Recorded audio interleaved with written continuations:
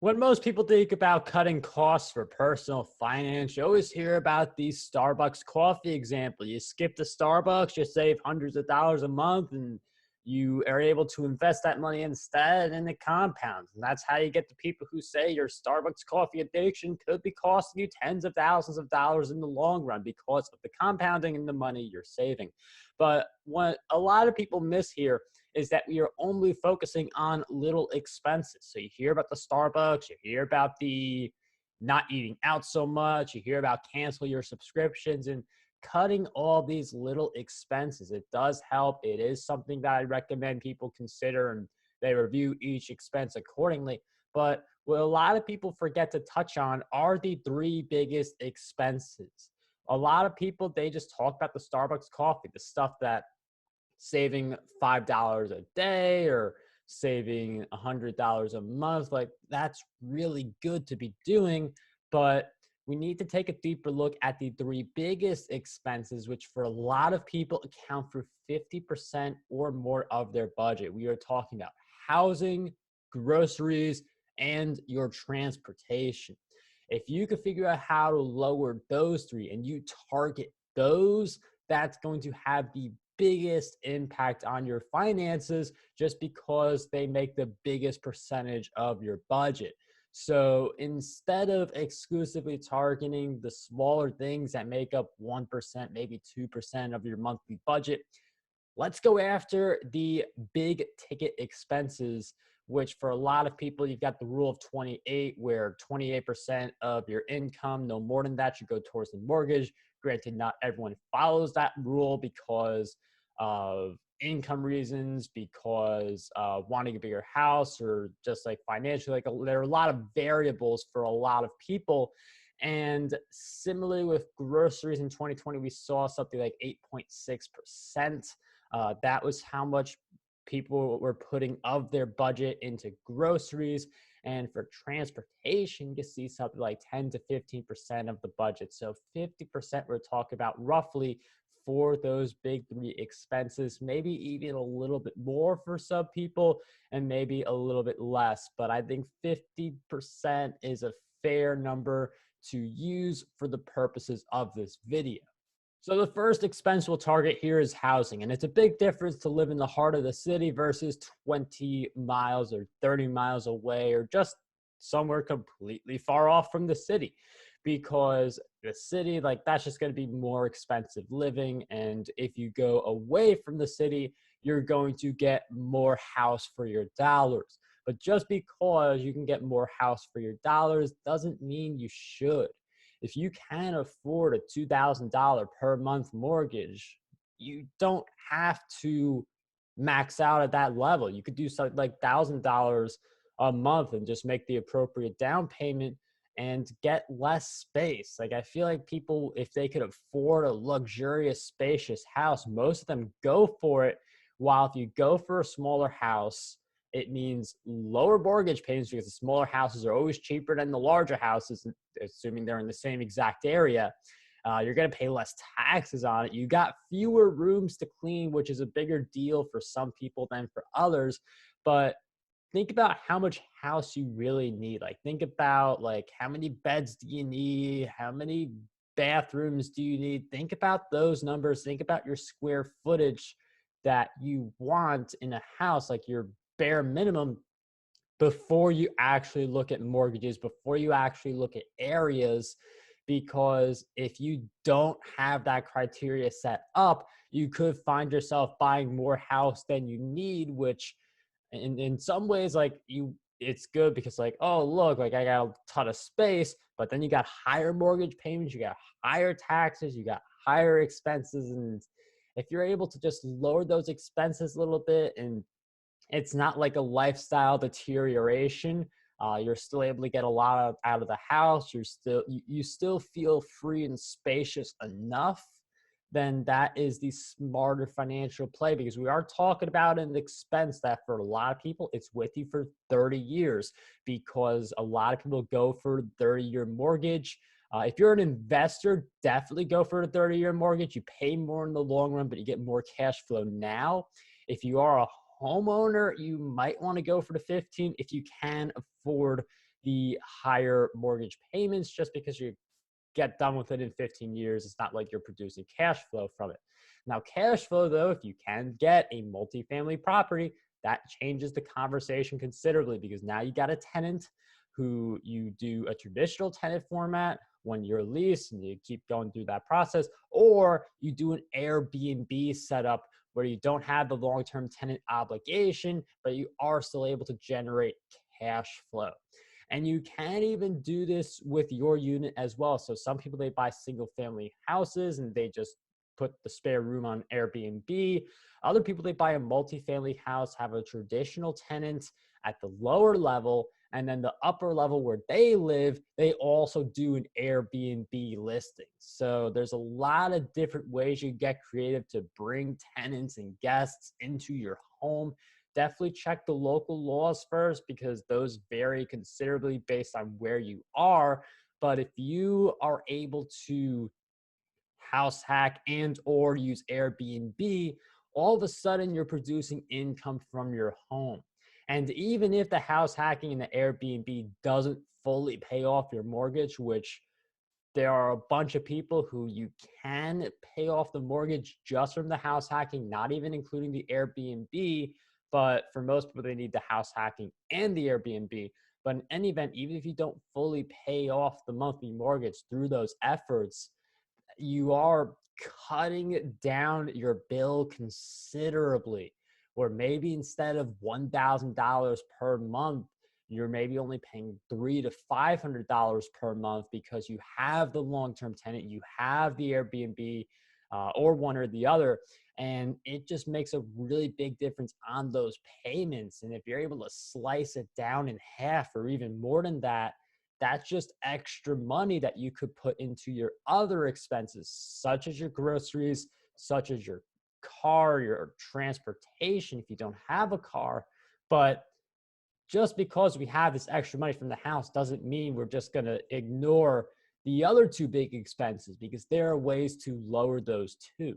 So for a lot of people, transportation is 10 to 15% of their budget. And we're going to start by assuming you have a car because I feel like that's just the way a lot of people operate unless you live in the city. So for a car, a new car is the most expensive way to buy a car. And it's probably the worst way, easily the worst way, actually, because the moment that thing drives out of the dealership, it's immediately losing a ton of its value. It's not like a stock or a property where you can see appreciation. You just don't see appreciation in cars. It just doesn't happen because as they accumulate more miles and the model becomes older, it just becomes a less valuable ride. But a lot of cars, like the main goal there, just get you from point A to point B. Like you don't want to go for the luxury car. You just want to figure out how can I get a ride that gets me from where I am to where I want to go in a reliable way. And that's where you can look at used cars. There are different websites available that let you see all the different used cars where you get tens of thousands of miles already on the car, which will lower the price by tens of thousands of dollars in some cases. So just that ability to have a car that's been used a little bit, still in pretty good condition, and you save tens of thousands of dollars on that purchase is a big game changer. The model you pick also matters considerably, so definitely review your options. You want to make sure you feel comfortable in the car you're driving in. You don't want to go for price alone. You want to go for price and for comfort. But if you do look around at all these different used cars and you turn back the clock a few years back, like 5 years back on the model, you are going to get something a lot cheaper versus buying a new car. And if you already have the car, it's all set up, you're making the payments, don't be in a rush to get a replacement car. Like what a lot of people do when their lease expires, they swap their car in for a new one and they continue this cycle of overpaying. You should eventually settle on a car where you'd be okay with having it for at least a decade as long as the car is still functional. So that's why you want to pick a car that the model has a good history of durability. Now, one thing to consider though is how often do you drive the car? Like if you're lightly driving the car, then you can opt for a model with higher mileage because it's going to be cheaper and you're not going to hit those big milestones anytime soon because you lightly drive it. Versus if you're someone who does over 100 miles a day or something of that nature, and you're going on all these long trips, you're going to pay a little bit more attention to how many miles you have on it already and the durability of the miles. So that's why each person, you got a level of variety that you have to account for. If you are in the city where you're just not able to get a car, then think about a bicycle for some of the nearby stuff. It's a great way to get exercise, and bicycles are still pretty fast, especially if you compare it to walking or running. So if something's like within, each person's different. It's like a 2 mile radius for some people. Other people could bike within a 3 mile radius, or other people only do a 1 mile radius. But a bike is a big game changer for nearby stuff. And just review all the transportation expenses that you have, because again, the big thing is there is variety of how people spend their money on all these different expenses. I feel like the car is a simpler spending mile to talk about because when you do public transportation, it just varies greatly. Like, are you hopping on the train? Are you catching a bunch of Ubers?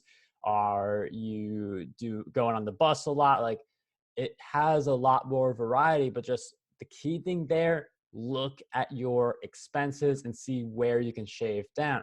Now, on this thought of houses and cars, this is one of the more advanced strategies. It definitely won't work for everybody, but it's got a special place in a few people's hearts. And that is to do the van life, where you get a big enough van where it kind of counts as your home and it's got enough space. It's like the minimalist lifestyle. And you just need the bare essentials. And then you got your house and your car wrapped into one. So it's one payment for two critical assets. And you are able to more comfortably travel the world. Well, at least travel where you can go without needing an airplane to cover the rest. But the idea is that you get multiple expenses covered in one. You get the ease of travel, so you don't even have to pay for hotel.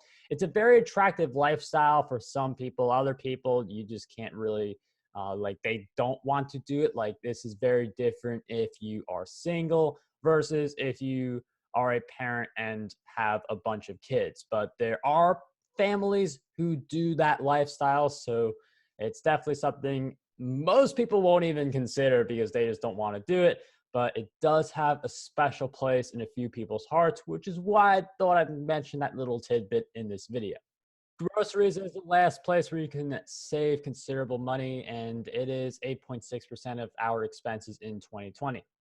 Now, there are a few ways to save money on groceries that aren't worth it for everyone. So I got to have everything organic. I'm not a vegetarian, although if you are a vegetarian and you don't eat meat, you do save considerable money. But that's just one of those things where in personal finance, you know how you can save, but you're not going to do that to your lifestyle. So definitely consider that with groceries, but there are some ways where a lot of us can very reasonably save. The first is to have a list with you, because if you go in there hungry, you will buy a lot of processed junk food just because you want that extra bite to eat. And that is going to ramp up your bill considerably. Like, those, a lot of bars go for like $2, $3, some even more than that. And it is just a waste of money, especially the food that we all know this type of food. You eat it and you're still hungry. You still need more. You haven't satisfied the hunger inside of you, and you spend considerable money on this thing. And you think, well, that money could have went to something that was a lot more healthy and fulfilling. So having the list will help considerably. And then just reviewing all of your expenses. Like, the big thing here is review your expenses. A lot of people, like, you might be spending more money than you have to at the grocery store, and you don't really see how much that adds up until you start tracking it. And then you look at the cost of different food items and you're like, do I really need this? Like, it's costing me this much per month. Is this something that I could get a cheaper alternative to instead, that's still healthy, that doesn't feel like lifestyle deterioration? And you're able to make better decisions if you do track that type of stuff. Now, I am all for looking for ways to cut the subscription that you're not using, to not go to Starbucks if you could survive without the coffee. But what a lot of people don't think about, and you could also make your coffee at home. Like you don't have to go without coffee forever if that's something you want. But what a lot of people don't look at right away is their house, their transportation, their groceries. These are the three biggest expenses for so many people.